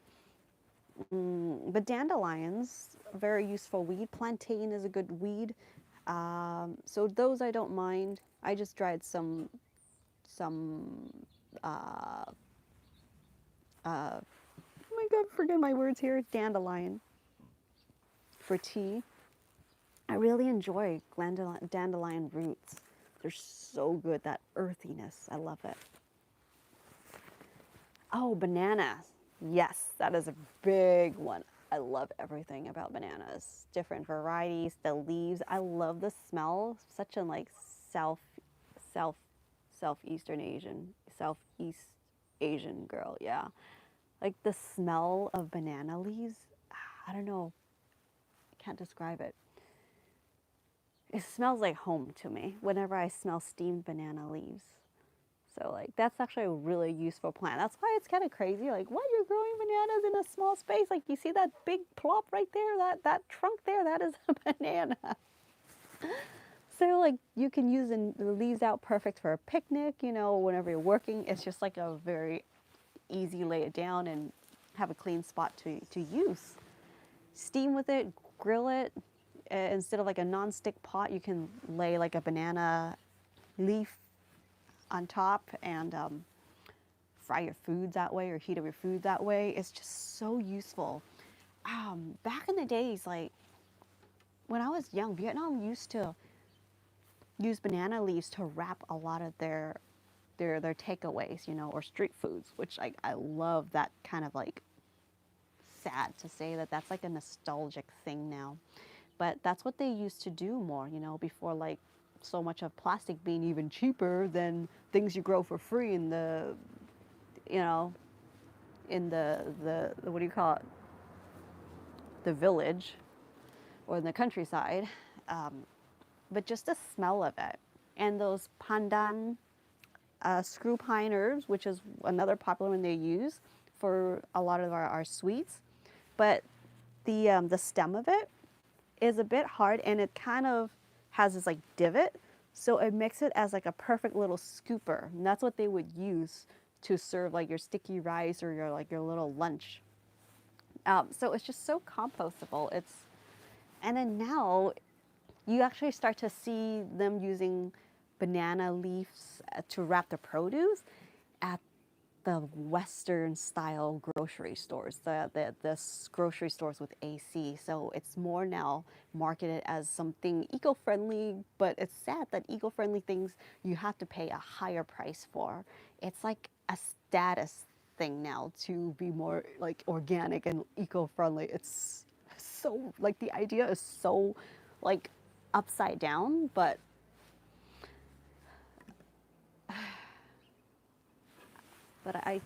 I still love like bananas are so cool. There's like different varieties you can grow that actually can tolerate more, a little more cold.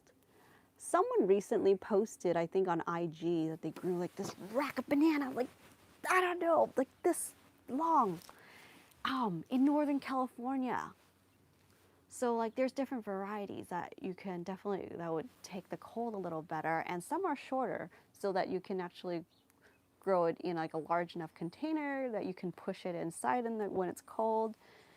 I don't grow the short ones because those leaves extend so far it actually shades too much of the garden. So something tall makes sense for me. It doesn't even really matter because like when it's so tall you can grow things underneath it, and when it's time to harvest, even if you can't reach it, you're supposed to chop down the whole plant anyway, you know, so it's not really an issue. You just have to make sure you know where it's going to fall. Maybe that's that part requires a little bit of a thought. But yeah. Oh my God, my tea is getting cold. Okay, let's see if the water is hot enough to make my tea purple. Yeah, might as well not waste this leaf. I might need to pick a little more leaf than that though.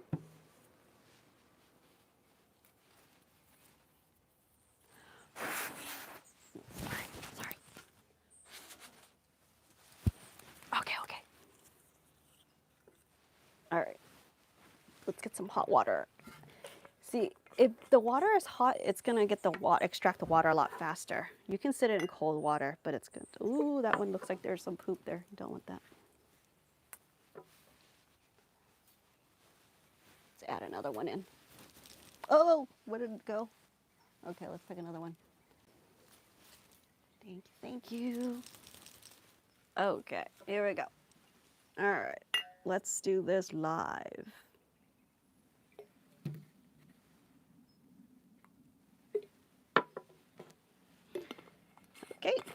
see what's really cool about this, is that plants like this, you really just like, I'll just let this sit for a while. Plants like this has a very neutral flavor, so it's really just perfect. Like it is meant to be for extracting, you know, as like a natural dye. It doesn't mix with other flavors when you're cooking, right? Or if you're making your food. Whereas like beets, beets has a really beautiful color, but I find that it has such a strong taste. It kind of, you know, it doesn't really work with some stuff. Like say, like a red velvet cupcake, you know, where they use a lot of like the red frosting now with like the more natural dyes, which is like beetroot powder. And it has like a really beautiful color, but I can taste the beet. I can taste a little bit of that earthy, and like an artificial sweetener kind of a flavor, like undertone, after, after, yeah. So like, I don't really like it too much. I love beets on its own, but like something like this or the Mexican honeysuckle is really good. Okay, the leaves are starting to get, the backside is starting to get a little purple here. It's gonna take a while because usually I would boil it. It's a lot faster. Should I actually take like a little thing and start cooking? What do you, I don't even know what you call it, outdoor cooking thing, so we can like make some stuff in the future. Hey Joe, how's it going? Greetings on this Day of the Dead. Oh yes, is it? Wishing I could share a chocolate amaranth. Oh, a skull with your family and you. Chocolate amaranth skull. Can you tell me what that is? Tell me more about this. I know amaranth. Okay, am I back on? I hope I'm back on. I'm sitting out here. It's like the router is just inside right here. Like, I'm pretty close to the router, so hopefully we're okay. Can someone, I don't know, throw me an emoji or say something so I know I'm back on? Oh, actually, the time is running, so I guess I am back on. Thank you, Harley. Okay, so that's so cool. Sit in your garden and pick leaves, I know, and make tea. I love that. Especially, that's the perk of being in a small garden. You just like everything is an arm reach away. Just don't shout emergency. Be knocking all over the plants. Oh. See that purple there? See that? It's extraction going on. Okay, this is making me want to play with like Play-Doh. Ooh, like maybe get some flour and mix some purple little figurines or something with it. But yeah. Yeah, it's getting purple. It's so crazy that like something green can extract like and turn purple, right? And then like, oh, I'll show you something else with what this can do next time because it's not in my arm reach away and I'm afraid to lose connection. Yeah. Let's see, internet is so bad for me, can't do any walking lives. I know. Yeah, me too. My, not only internet, but around my area, the phone signal is also very bad. I get like 1 bar, you know, that lowest bar, that's all I can get. Which is probably good, better for your health, but it just makes it so inconvenient as well as the same time, like, yeah.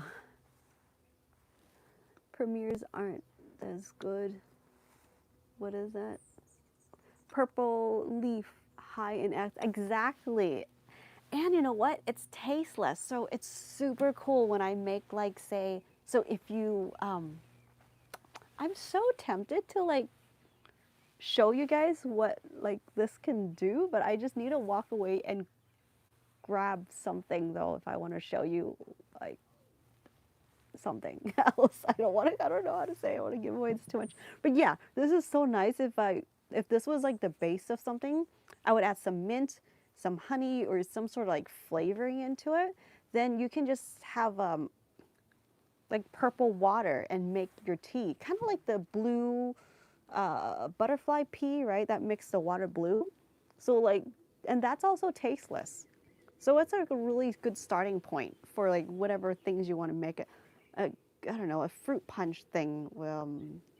Vitamin water they call it, right? Like extracting, like put some berries in it and any kind of fruits and like herbs, mint.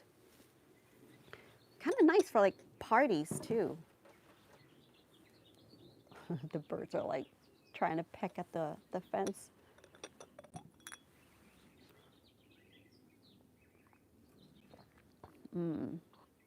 Has a little bit of a vegetable flavor. Not that strong though. Let's see, purple tea, that's right. Yep. High in anthocyanin. Um, yeah, actually a lot of stuff that are green can actually be purple. Oh, and here's the flower. The flower is actually, oops, I gotta train my brain to think the opposite way. Okay, so this is the flower. Oh, let me get out. This is the flower. So, okay, the flower is magenta.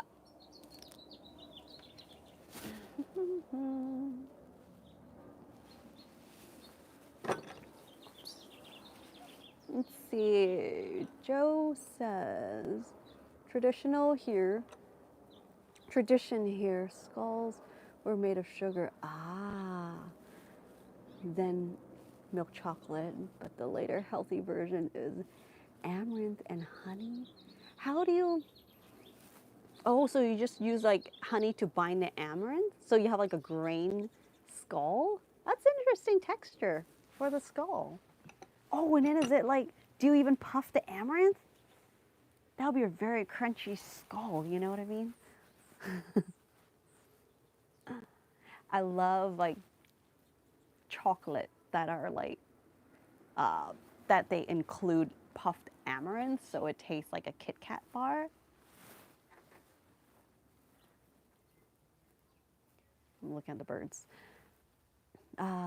See, hey, LGGG, what's up? Is it Lavita? Is that your name? I forget. Do you have citrus in your garden? Yes. I don't have the regular one. The one I have is called calamansi or calamandon. It's a kind of like a blend of I think like a kumquat and a mandarin or something. So it's about this size. It's round. It's like a very tiny tangerine. Yeah, and it's more sour on the inside, but it's super fragrant. I love that thing. It's just such a brightener when I like add a couple of them in my juices when I make juice. Oh my gosh, it's so good. It's so fragrant. And that one is like usually we have fruits that are almost year round.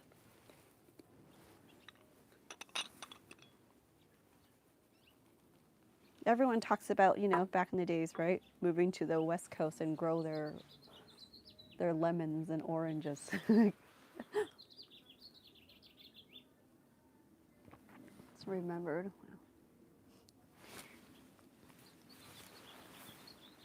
Thanks for showing up. Welcome to our garden hangout.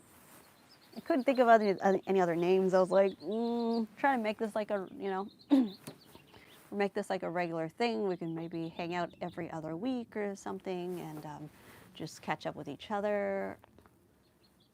Whatever that's happened in the garden and have tea with you.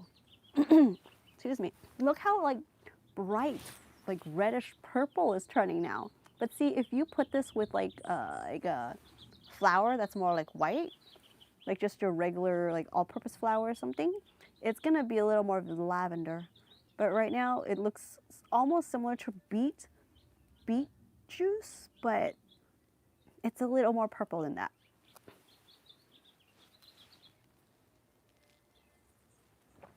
puffed amaranth, bind it with honey. That's some crunchy skull. Wow. That's fun. I love when they decorate those skulls. They're just so beautiful. The, yeah, the colors are so vibrant. Okay.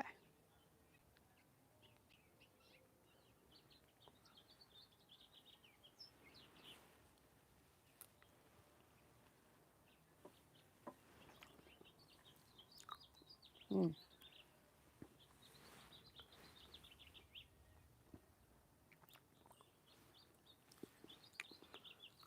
It's good flavor. The leaves is interesting. It feels delicate, but it actually takes some chewing. It's not like, you know, how lettuce are like delicate, but when you chew it, it breaks down very quickly. This takes a little bit of time.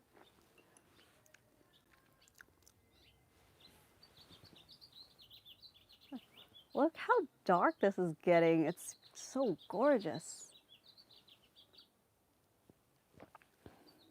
Hey, this is like a great way to get your kids to like, you know, like people that don't like vegetables, because like certain things that doesn't have a strong smell. Once you add in like, oh, I have pear mint over here.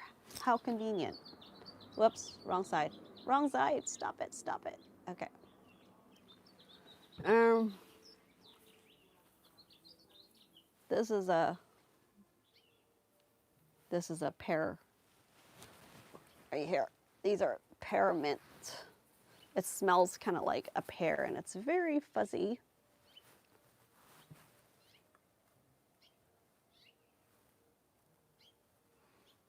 Mm.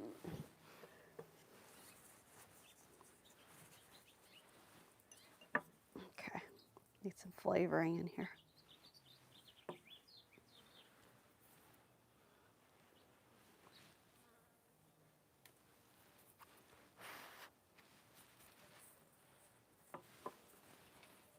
Ooh, strawberry.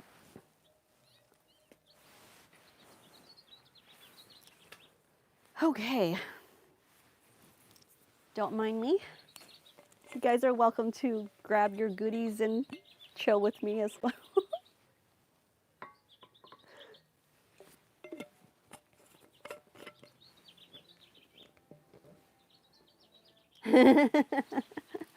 It does look like Kool-Aid, or like, yeah, more like Kool-Aid than like those punch stuff, fruit punch. In fact, what is fruit punch supposed to mimic, guys? Like pomegranate or something, or? But it's got like a little bit of tropical flavor to it. I don't know what it is. Alrighty, let's see here. Better. Not better, because otherwise it didn't really smell like anything. Now I can smell a little bit of that pear mint. I want to do like the green stalk in the back here. I want to turn this into like each tier have like a different type of mint growing. I think that would be fun because mint doesn't require as much sun to grow. They can benefit more from the sun, but like it still can grow okay, you know, with the lack of sun. So I'm thinking I would turn that into a mint thing. The only thing is that it's kind of a waste because each tier does hold quite a bit of soil. So, and then there's like 6 pockets per tier, and there are, oh, 1, 2, 3, 4, 5, 6, 7. There's 7 tiers. Or no doubt the tallest tier I would always put like strawberries or something to take advantage of the sun. But there's like 6 tiers and 6 pockets per tier that I'm planting only one, you know, type of mint. Like, doesn't seem like I'm making good use of it. But mint does spread, and I guess it's nice to have a very defined area for the mint. Right? How awesome would it be if you had a 360 camera? I want to get one of those. Imagine how that, yeah, like you don't have to worry about, you know, missing any takes, any angles because it shoots from all around, right? Especially I'm thinking it would be really useful if I, you know, if you're doing some vlogging and like more like like public space where people may feel a little more comfortable talking to you when you're engaging them, just because you don't have to have this camera, like pointing at them. Because right now I use my DJI the action camera, and it's small, it's easy, but like you still have to make sure that you're getting the things you want in the frame, and you're sticking a camera, like you're holding it right there. I think it makes people less comfortable and may not share as much information with you. It depends on the person, but 360 would be awesome. That would be like the next thing I'll eventually look into.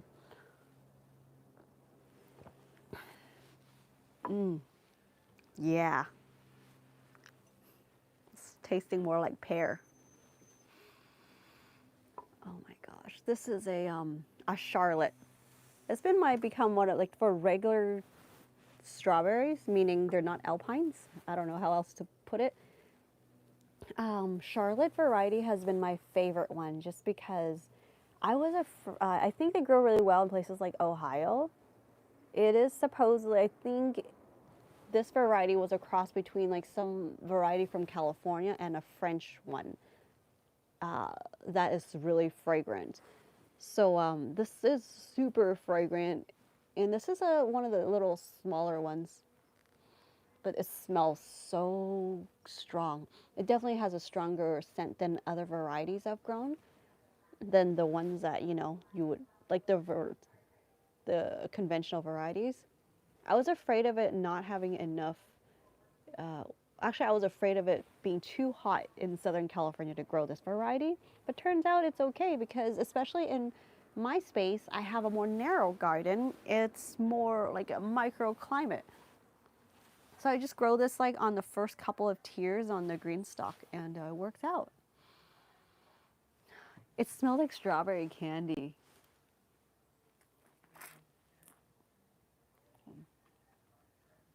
Mm. Oh my God, it's so good. This is how I savor my food every time I eat.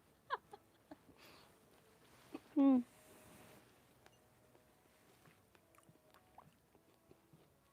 I haven't really dried strawberry leaves for tea, but actually you can make tea out of strawberry leaves.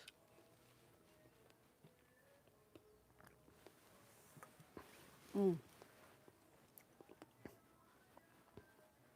Or what kind of fruits might kind of be okay growing out here in the winter is my chayote.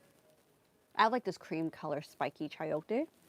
It's interesting because it actually started growing when it was, someone gave it to me long ago and it was green, but it came out, somehow those fruits came out like a creamy white for me.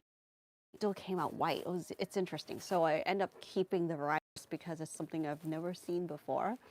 Um, and it's like quite sweet raw. It reminds me a little bit like a jicama, but it grows okay in the winter. Sometimes I can get fruits in the winter, so it's kind of like a nice crop to fill in the gaps.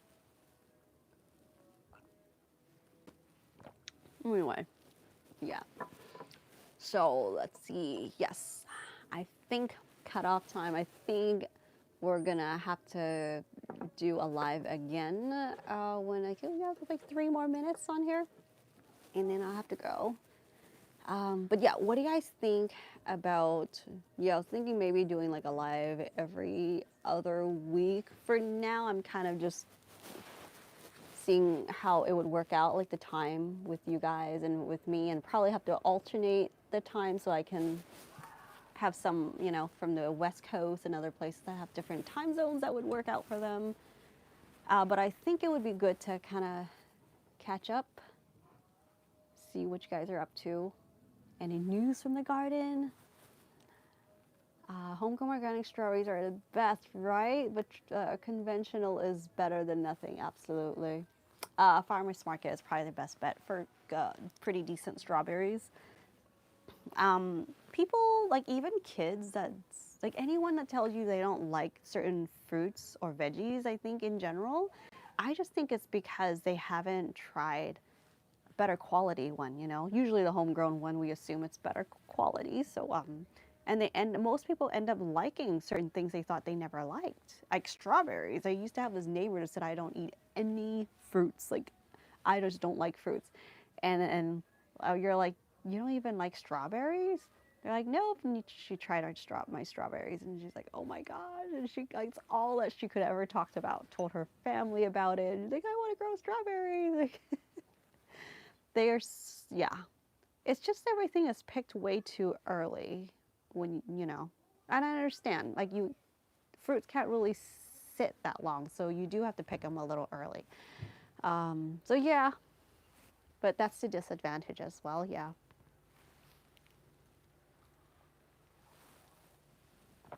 Mm. Well, I'm glad today is a bit warmer. Either that, I'm dressing warmer today. Okay, now I'm mixing everything up. Goodness.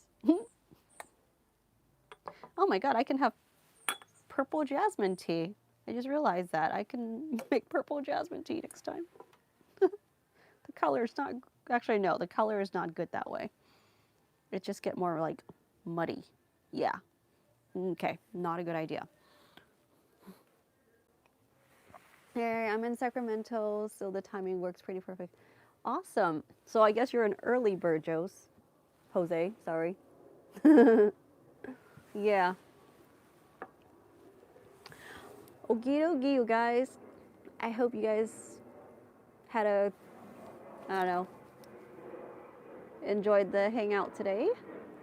I think in the winter especially, I'm definitely gonna be having tea, like something hot, while I'm sitting out here. Otherwise I'll get all sniffly.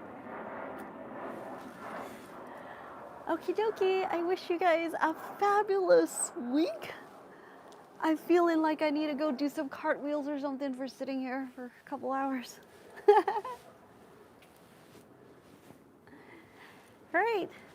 Thank you guys. Thanks for hanging out. I had fun. I think I enjoyed doing the tea thing. One of the highlights of the morning so far. Just I like kinesthetic. That's how I learn, and I like staying active. So maybe gotta cut some fruits or cook up something or something next time. We'll see. If you guys have any suggestions, be sure to drop it in the comment section so I would read and reply them. And uh, yeah, and also give me some ideas of topics of what I should talk about. I love that you guys are chiming in, and it really helps me kind of, you know, kind of like directs where, you know, whatever things I should be sharing with you. Ginger, I enjoy ginger and lemongrass tea. Ooh, yes. When we had a lot of lemongrass, we loved to dry them or freeze them. Even like blending them. What is it called? Like putting in the food processor. Oh, mincing. I guess it's like mincing. So it's really nice when you can have them ready, like bags of them in the freezer and take them out to use. I still can get like fresh lemongrass in the winter out here. They'll still grow, or at least the plant will still stay alive. But you know, there's lazy days, and there's like the convenience, because lemongrass, if you want to mince it, it does take some time to prepare. Yeah, lemongrass tea is great. It's good for sinus too, especially with your ginger. Blessings for the Most High for you. Thank you. Thank you. High fives. High fives. Thank you guys. Thank you for hanging out. I shall see you guys next time. Yeah, if you have any suggestions, leave them in the comments, or I guess also check the updates on the post on the channel. So I'll share my thoughts with you guys and kind of brainstorm what, you know, how we should take the channel and kind of content that we should that I can show more to you guys. Yeah, have a great weekend. I will see you right back here again soon. Bye, guys.